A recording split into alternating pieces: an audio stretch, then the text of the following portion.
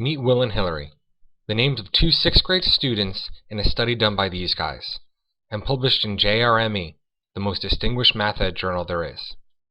So back to these two students.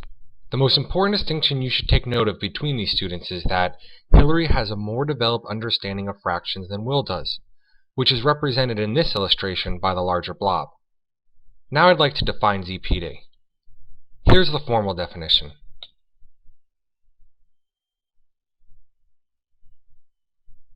But for our sakes, let's focus on that illustration and simply think of ZPD as what a student can do with the assistance of a teacher or more capable peer. Or to use our blob representation from before, if this is Hillary's fraction scheme, then her zone of proximal development, or ZPD, might let her access problems within that outer layer with the help of a teacher or peer. Here's our author's inference regarding ZPD. The underlying assumption is that students learn through assistance, resulting in subsequent development that will enable them to independently interpret and solve such problems later. So this doesn't sound too far-fetched. You assist someone to do something, and then later he or she will be able to do it themselves. And that is a huge piece of what this study is about, which is this quote true? Will assisted problem solving at first lead to independent problem solving later? Now let's talk about the other zone mentioned in the title, the less well-known zone of potential construction, or ZPC, which is formally defined above.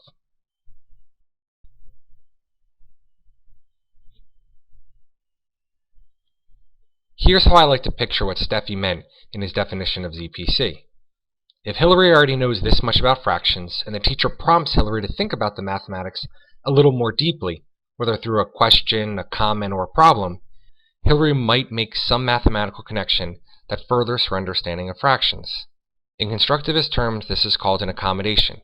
And as you can see from this illustration, Hillary's scheme has made an accommodation, and her understanding of fractions is now a little bit greater than it was before that teacher prompt.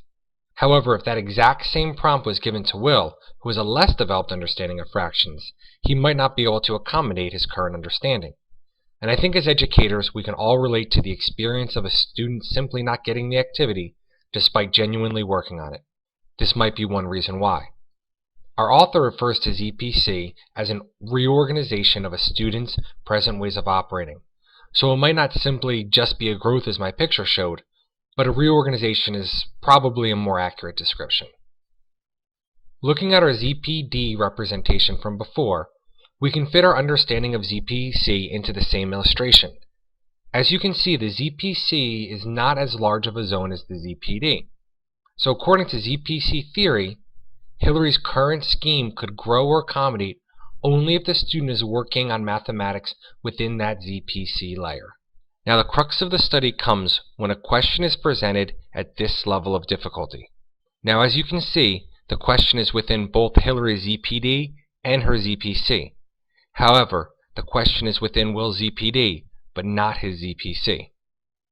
Let's see what happens when they work on the problem. They both work on the problem separately for a while, and Hillary has an aha moment where she's able to make a new connection and understand the mathematics more deeply.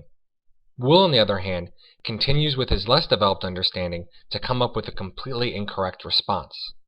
After they both shared their answers, Hillary then explains to Will how she thought about the problem, which seems to resonate with Will.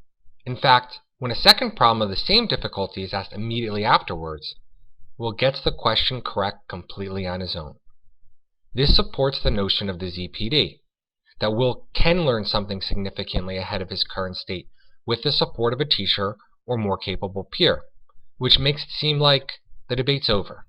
Will was getting those difficult problems correct on his own after Hillary had helped him out, which would lead one to conclude that teaching within a student's ZPD was effective, and that we don't care if the math is within a student's ZPC. But I need everybody to just calm down for a moment. We're forgetting about something very important. Did the perceived learning last? Certainly, if Hillary's explanation helped Will to truly understand the mathematics, he should be able to answer a similar problem 2 weeks later. So here's the moment of truth. How did Will and Hillary do 2 weeks later on a similar question? Hillary, with her newfound understanding of fractions, was able to complete the problem quickly. Will, however, went back to his original understanding of fractions, which again wasn't ready for that difficult problem, and he got it completely incorrect. This is a big moment because it tells us that Hillary's understanding of fractions had truly changed in a meaningful way, whereas Will's understanding was, and I quote, was not operationally flexible enough to survive, end quote. So simply having a procedural scheme is not enough to last. Having a student get problems correct that are within his or her ZPD is simply not good enough. Not if we want learning to last and be meaningful. If we want meaningful learning, we have to teach within student ZPCs. I know what you might be thinking here. Just because Will didn't retain the learning that was within his ZPD means he would have retained the learning if it was within his ZPC, even though Hillary did. There are a million reasons why this might have happened. Maybe Will just wasn't ready to learn it, or maybe he couldn't learn it. So here's a turning point in the study. In fact, the authors actually call this part a second study.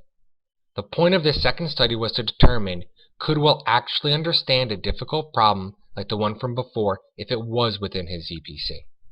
Here's how the teacher in the study went about helping Will. Conflict.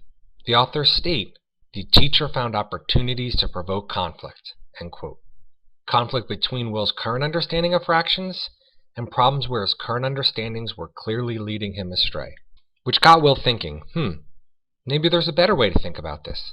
Maybe my way isn't sufficient for some of these more complex problems. I quote our authors that, the teacher found opportunities to provoke conflict between products of Will's partitive unit fractional scheme and his part-whole fractional scheme. Conflict that engendered a reorganization of those schemes, which resulted in Will's eventual development of a partitive fractional scheme, end quote. To break that conclusion down using an illustration from before, the teacher provoked conflict within Will right around here. This conflict led Will to think differently about fractions than he had before, and after Will had made that gain, now that difficult question type from before was within his ZPC. And when confronted with one of those difficult problems again, now that it was within Will's ZPC, he was able to make another accommodation and finally understood fractions at that deeper level, similarly to the way Hillary had done earlier. And this time, the learning lasted. Whereas our study affirms that teacher assistance is critical to learning and development, developmental readiness cannot be determined by assisted performance alone. I think too often as educators, we'll give a quiz the next day or an exit ticket while students are leaving class, and good scores will often deceive us into thinking that the students truly understood the mathematics. And then on the midterm or final, when the students don't get the problems correct, we chalk it up to lack of studying, blowing off the test, a simple mistake, because as educators, we truly believe the students knew the math. I know I am personally guilty of all of the above. I think this study has huge implications for teachers in general as far as what our role should be in the classroom. What should teacher assistance look like? Should it be to promote that conflict that this teacher had done in the study? Anyway, I hope you enjoyed this synopsis. Thanks for listening.